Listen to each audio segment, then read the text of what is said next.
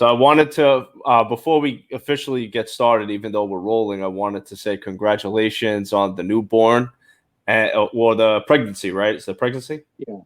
Mm-hmm. Awesome, man. Dude, what a week you've had.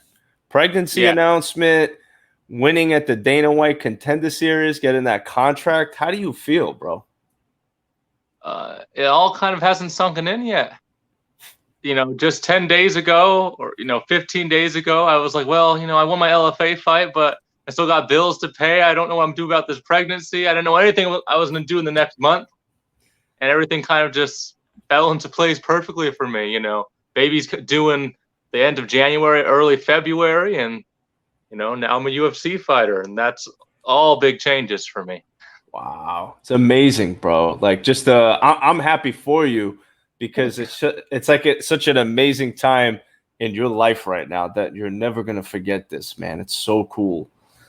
So my hat's off to you, bro. I'm sure you've worked very hard and you deserve this. And I'm sure you're very excited to take this thing to the next level, man.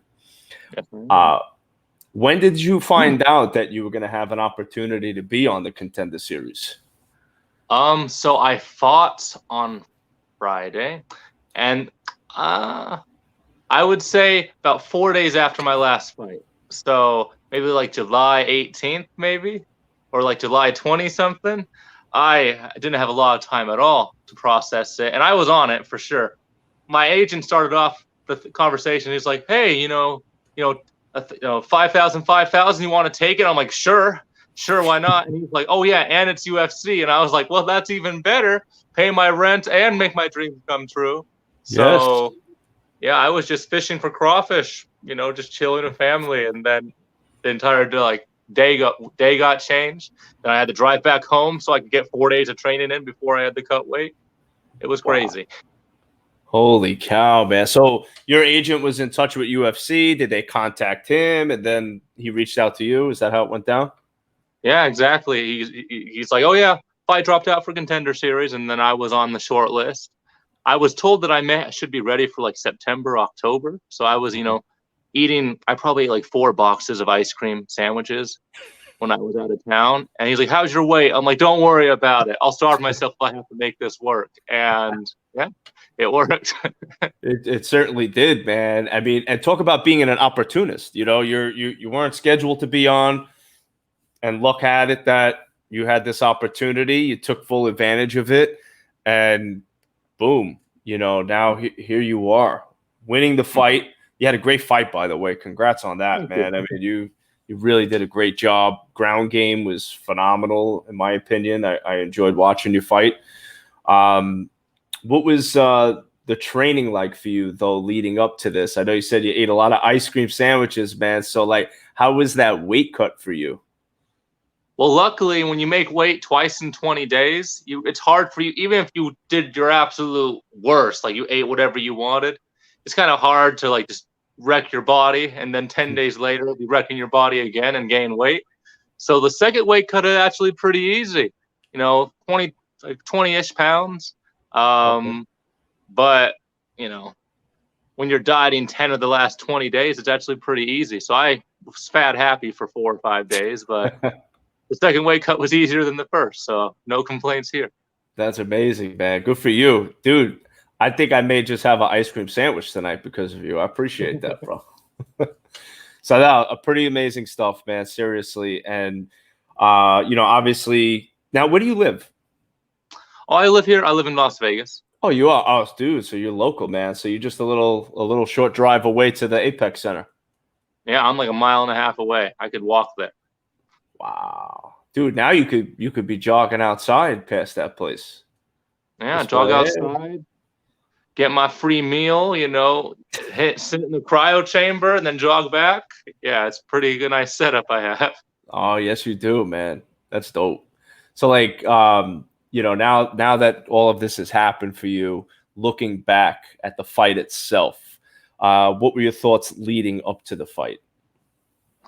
I was just trying to be in the moment. I've always been like a head case during camp. I think of everything that can go wrong as opposed to everything that I can do right.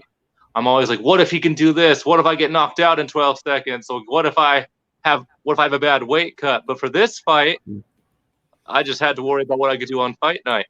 I knew I was in shape because I had just fought. I knew my weight couldn't be too crazy because I just made weight. It was actually the least nervous I've been for any of my fights, which was a blessing because it's the biggest fight of my life. But I just kept telling myself, if I perform like I do in the gym, I could have the worst day in here and still win this fight easy. And that's what I kept telling myself. I was really relaxed. We were all joking backstage. I think I may have annoyed my our roommate there, the other team we had in the corner. We were just joking, talking about Jeffrey Epstein and conspiracy theory and nice Freemasons. Yeah, we weren't taking anything seriously. Warmed up for 5 minutes and walked out there. Wow. So I mean, how was that for you? Like, having those camps where you're nervous, or you got a lot on your mind, and things are going all different directions, and now on the biggest part of your career right here, right now, and it's smooth sailing for you. What was that change? Was it because like, hey, it's all or nothing right here, right now? Like, what was that change in mentality for you? It was a change of mentality for me because every fight up until my last fight, I was like, maybe I'm just not good enough. Maybe I'm just getting lucky these next few fights. Maybe I'll be exposed, and maybe if I don't belong, and that's fine. Like, I was always making excuses for my future failures. Like, I'm prepared for this failure. But when you get the call, like, just getting the call for me was validation for all the hard work I put in. Most people don't get that shot. So when I got the validation that I am a good fighter, they do want me. There's some interest in having me fight for the best organization in the world. It like chased all my nerves and anxieties out the window. Like, it just, everything felt right. I finally felt like a fighter. I felt like I belonged. So there's nothing to worry about. True. Yeah, you're part of the team, man. You're on the roster now. So that's interesting. I was watching. I don't know if you've watched Shark Week yet, but Mike Tyson was on Shark Week, and I thought he said something interesting. He said because he was talking about. He said, I haven't always been the best in camp when training. Like, I'm not the best at it. He says, but when it comes to fight night, I bring it. And one of the things he said was fear was something that drove him. He said once fear was no longer there and it was gone completely, he said, that's when I decided to walk away. So like, it's amazing because a guy like Mike Tyson, so successful, and everybody's still talking about the guy, to say, hey, I wasn't the best in training, but I brought it. I think that was like a really interesting thing that he said, because I would never guess that from a guy like Mike Tyson. Mm-hmm. So it's pretty interesting, man. But what's up with the monkey suit there? What's going on with that? Is that a onesie or something you got on? Yeah. A little monkey onesie, I'm usually naked at home, so I kind of just sit around, and then I was like, 4 minutes until, I got my nice little video chat, so then I had to put some clothes on, but nothing underneath. Okay. Watch out, ladies. Yeah. Watch out. Yeah, like, it's just something comfy. I have onesies all over the house. I have like a thing onesie, like Dr. Seuss. My entire apartment's a mess.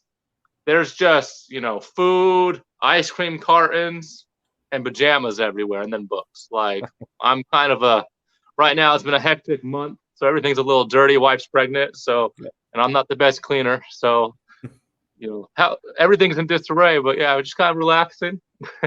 Bro, with that UFC money, man, just get a maid, sit back, relax. You know what I'm saying? UFC money is great, but after the Rona and everything, it's like, now time to pay off all these bills I had, stacked up. So maybe my next UFC fight, I'll get that made. Hell yeah, man! Just keep winning those fights, bro. So what do you do? Like, what do you do for work aside from obviously now on the UFC roster? Well, I teach the kids jiu-jitsu class at Syndicate. Okay. And then I have my substitute teaching license, but I guess I'm kind of unemployed with that for the foreseeable future. But yeah, I just teach, and then I go to school. So that's all I've been doing the past few years, I guess. Okay. And what's your fighting background as far as, is it aside from jiu-jitsu? Is there anything else in there that you have? Yeah, I wrestled in high school. Okay. Wrestled for 3 years in high school. I quit. I joined my freshman year, but I was like the skinny. I had all sisters and a mama's boy, and I was like skinny vegetarian my freshman year, like maybe 98 pounds.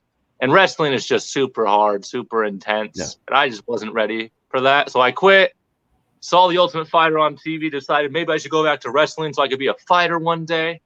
And then I came back and gained like 50 pounds. And now I'm like 80 pounds heavier than I was then.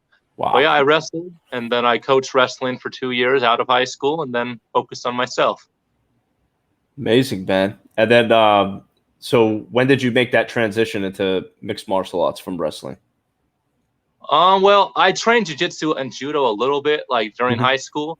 And then right after high school, was thinking about wrestling in college. So I was getting my grades up at community college so then I could transfer. But then I was looking at the money and how much things were going to cost me and my family. And I was like, I'm just going to fight and then go to UNLV in town. And so I started training when I was 18. And then I had my first fight when I was 19. So, yeah. Amazing. So,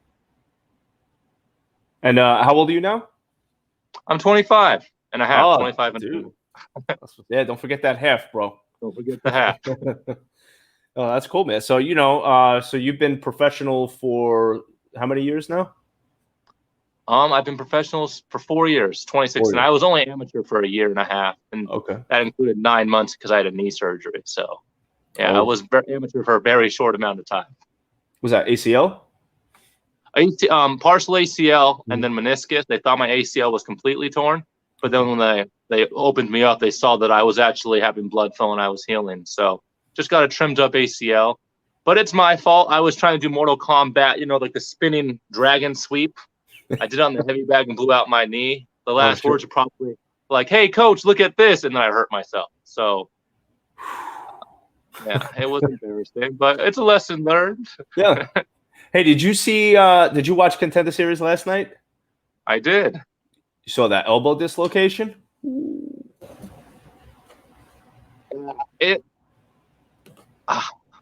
I've seen that happen several times in the wrestling room. It must suck to he's been slammed hundreds of times in the room. It must suck. That's the one time the elbow decides to give.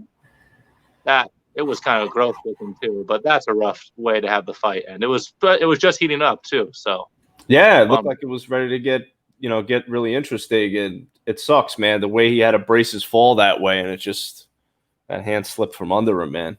That was nasty. It was nasty. But let's talk about your fight. So, obviously we talked about leading up to the fight, but now the actual fight. How did you feel about it? What was going through your mind during the fight? Did you feel like, you had this thing locked up? Did you feel that confident, or, what was going on in your head? I felt completely confident. I love fighting taller people. I actually hate fighting short people. I had one fight against a guy who was 5'6", and the hips are lower, and I can't fight like a tall person. So I really liked that my opponent was like 6'1", and I liked that he was known for his jiu-jitsu because I knew that would make him confident. Yep. But we were drilling that low single takedown, which is super sloppy looking sometimes. But we were drilling that backstage like again and again and again, and my coach is like, "This is a waste of time. You're not going to do that move." And I was like, just wait. Like, I think it's going to go perfectly fine. And then when I hit it, and then it got perfect, and then he, beat him up on the ground a little bit. But yeah, like, the fight went really well for me. I felt very strong out there. He was definitely the first big 55er, well, bigger, like a nice size 55er that I got to fight. And I was a little worried about that strength factor because I moved up a weight class because I had weight cut complications a year ago. So I was a little worried, but then I felt really good out there, and I just kind of got more confident as I went along. And I saw the opening for a finish, and I jumped on it, and it came a lot easier than I was expecting. So it's nice when you're prepared for a hard fight, and it ends up being easy. So it was nice. Incredible, man. And then, obviously after the fight, hand is raised. Are you thinking I earned the contract right now, or are you still like, I don't know yet? What was going on there? Oh, so I was not sure. My coach and my corner, Sherrard, they were super sure, but I was under the impression that Dana only ever gave out 2 contracts a night. So every fight after that, I was watching. I'm like, please don't be a finish. Please be boring. Please be this. Basically just praying for these people, not for them to fail, but for them not to succeed as well as I did. So I was freaking out the entire fight card. And then after the Jacoby fight, which was like crazy, whooping the entire time, I was like, I don't know, coach. And Wood's just like, there's not a limit. You guys would all get a contract feasibly, which is what happened last night. But after that, I knew I had it. But then when Dana was complimenting me, he was like, I was talking crap about this kid, and I was questioning his game plan. I thought he was letting me down easy. I thought he was getting ready to say, maybe in a few fights he'll be ready. So I thought the same thing, man. I honestly thought the same thing. I was like, he was being nice, and then he's going to say, all right, well, he's 25. He's going to give him another year or two. And then boom, man. But I'll let you finish that part. But yeah, and then he's like, blah, blah, blah, blah, blah. Welcome to the UFC. And I had just gone from like this dark night of my soul in my head. He like said it. And I was like, he's about to say no. I'm going to have to be back here in 3 weeks to fight again, another weight cut. And then he's like, welcome to the UFC. And I almost cried. Because I was freaking myself out. But, definitely a little emotional roller coaster for me. Yeah. And then, obviously, Laura Sanko, post-fight, you had that interview and you got to make the announcement of pregnancy plus, winning the fight, man. How was that, just being interviewed after your UFC fight, your first official post-fight interview? It was crazy. I never thought I had to rehearse something like that. I didn't know what to say. And that's why I think I ended up like slipping the pregnancy thing. I was just thinking, I was like going 1,000 miles an hour in my head. So I was just so happy about so many things. I just talked about all of them. It was crazy. I mean, I'll get better with them. Maybe I'll get a little cockier and I'll rehearse things a little bit. But I can't even remember for right now what I said. It just went by so quick. It was real, bro. It was real. And we saw a lot of that last night too. There was a lot of real stuff going on. A lot of family members passed away. People going through some really tough stuff. So I like seeing that part. That real part, the real side. But yeah, the like you said, you could get cocky too and put that show on. You know what I'm saying? But I appreciate like the realness, man. I thought that was real cool. Thank you. Yeah, man. So I got some fan questions for you. Okay. So I got one here says, what advice could you give a fighter that's just starting their pro career? Ooh, what advice would I give? I would say basically don't try to emulate another fighter, and don't try to copy their style, because the people who make it in the sport, they're not trying to be another fighter.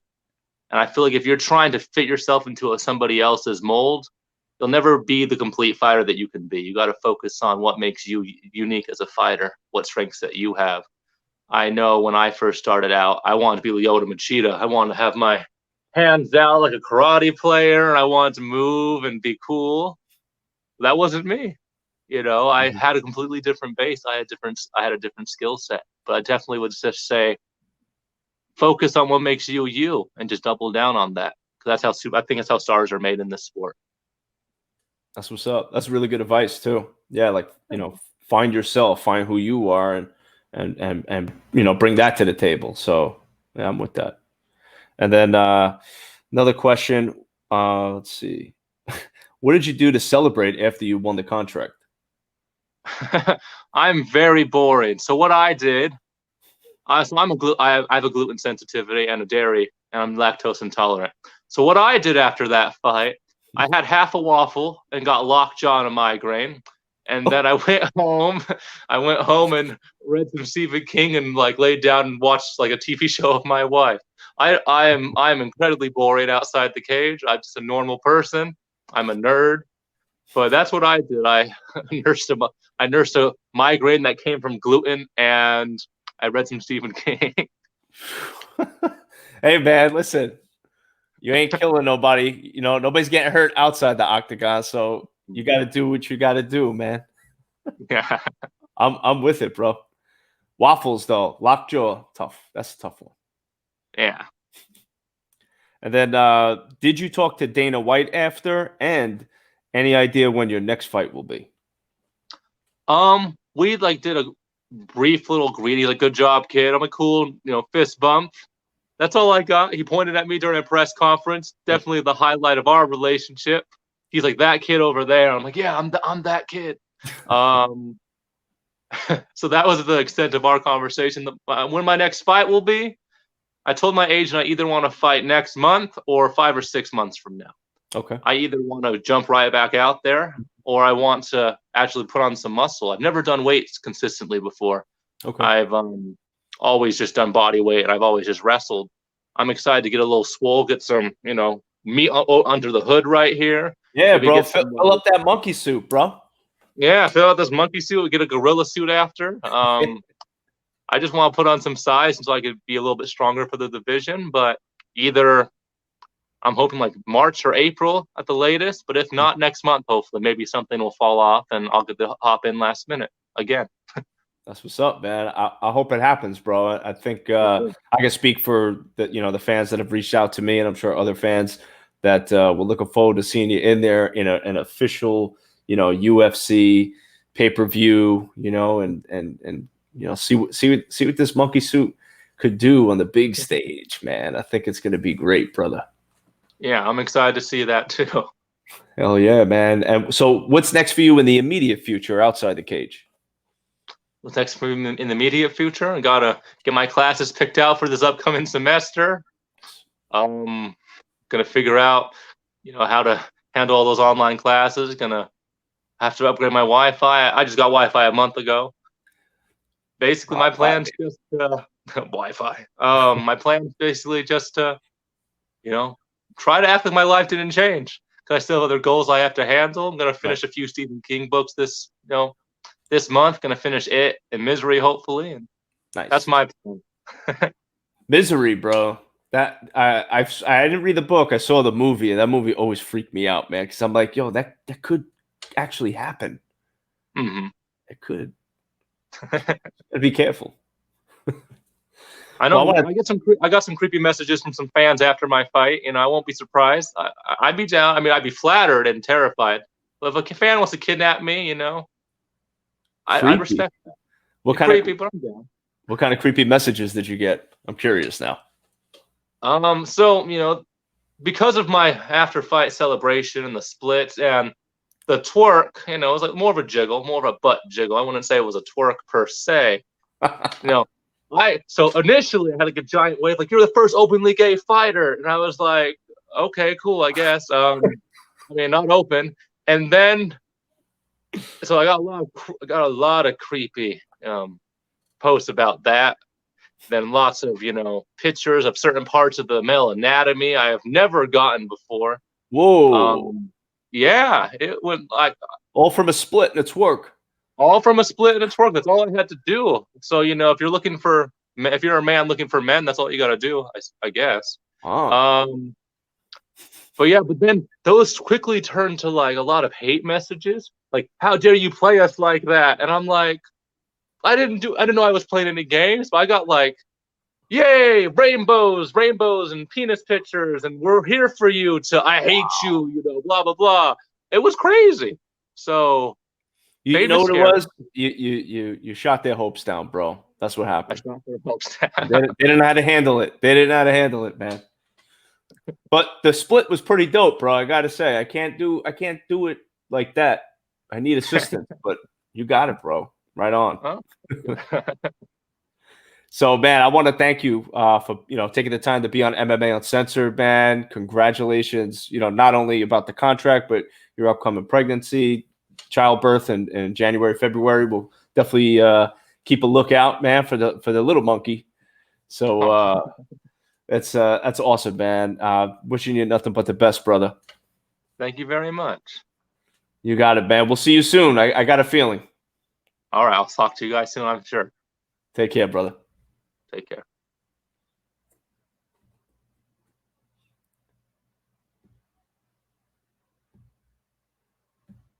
All right. That's a wrap. Awesome stuff, Jordan Leavitt. Last week's Dana White Contender Series winner. Did a great job, man, and wishing him nothing but the best. And I also want to thank last episode's guest, Bellator fighter Chris Lencioni. He had some wild stuff going on. post-fight, man. So if you haven't seen his fight at the last Bellator event, check it out. Lots of drama after that fight. Lots of drama. Guys, subscribe on YouTube /MMA Uncensored. Follow us on IG at MMA Uncensored _. We're at 432,000 followers. Thank you guys. You are the best for following. I truly appreciate it. And shout out to the sponsors, Hemp Boca, for all your CBD needs. They have an amazing post-workout massage oil. Highly recommended. I always use it. It smells really good as well. And it doesn't leave that oily feeling on your body. That's really good. Use code MMA for a discount. And also for your quality cannabis needs, Veteran Farms. That's Veteran, PHARMS, veteranfarms.com. Thank you guys very much for tuning in. And stay tuned because we got something very special coming up for the next episode. Take care.